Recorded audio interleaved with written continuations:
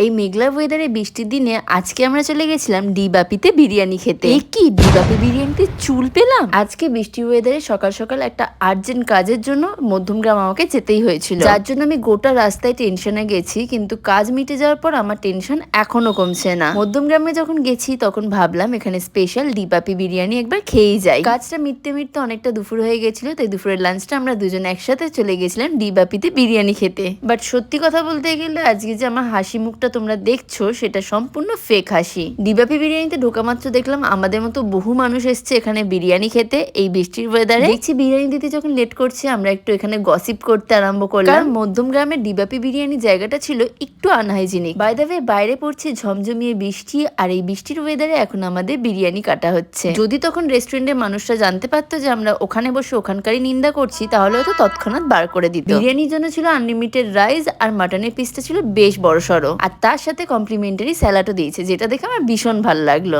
তারপর আমরা মাটনের সাইজটা দেখে অবাক হয়ে গিয়ে খেতে আরম্ভ করলাম। সত্যি কথা বলতে গেলে বিরিয়ানির টেস্ট নো ডাউট খুবই ভালো ছিল। তারপর বিরিয়ানিটা মুখে দেওয়া মাত্র সত্যি দুর্দান্ত খেতে লাগছিল।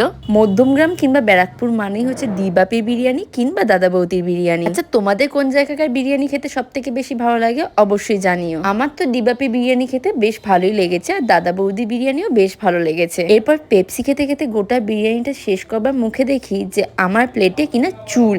এই কাণ্ডটা দেখে আমার নিজেরই এই বিরিয়ানির প্রতি ভক্তি একেবারে উঠে যায়। ওনাদের ডেকে দেখানো মাত্র ওনারা সঙ্গে সঙ্গে প্লেট চেঞ্জ করে অন্য প্লেটে আমাকে বিরিয়ানি এক্সট্রা করে দেয়। যাই হোক, খানিকটা বিরিয়ানি খেয়ে তো আমি আর এতটা বিরিয়ানি খেতেই পাচ্ছিলাম না। বিরিয়ানির সাথে সাথে পেপসিটা খেয়ে শেষ করা মাত্র চলে এলো ফিরনি। আমি এই ফার্স্ট টাইম ডিবাপি থেকে ফিরনিটা ট্রাই করছি। বাই দ্য ওয়ে দুপুরের লাঞ্চটা আজকে খুব ভালো মতো করে জমিয়ে করে মিষ্টি মুখ করাটা তো দরকারই ছিল, তাই ফিরনিটা আমার মোটামুটি বেশ ভালো লেগেছে। আর আমাদের দুজনকারই তো ফিরনিটা খেয়ে ভীষণ ভালো লেগেছে।